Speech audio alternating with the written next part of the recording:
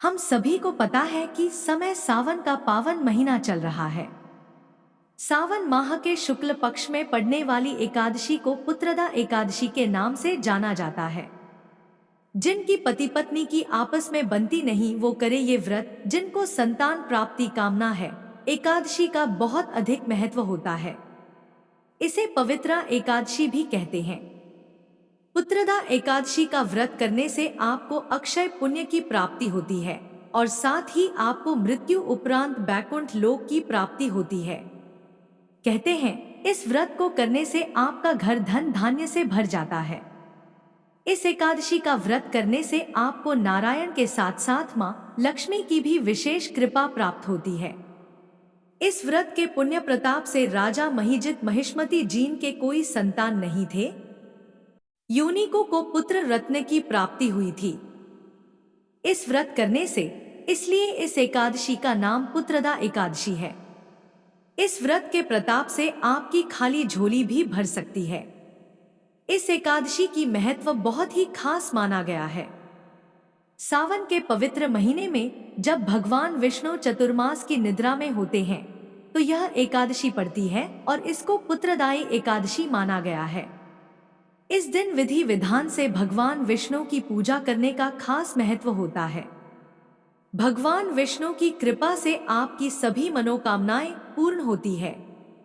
मान्यता है इस दिन वे महिलाएं जो पुत्र पाना चाहती हैं, अगर व्रत करें तो उन्हें पुत्र रत्न की प्राप्ति होती है। आइए जानते हैं पुत्रदा एकादशी व्रत की पूजा विधि।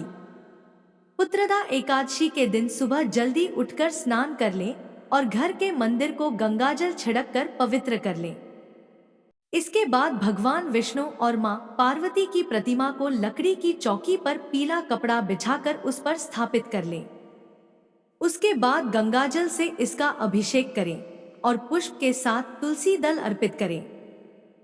पूजा करने से पहले संकल्प लेकर पूजा शुरू करें। अगर आपको व्रत रखना है तो व्रत करने का संकल्प लें और यदि व्रत नहीं करना है तो पूजा करके आहार ग्रहण कर सकते हैं।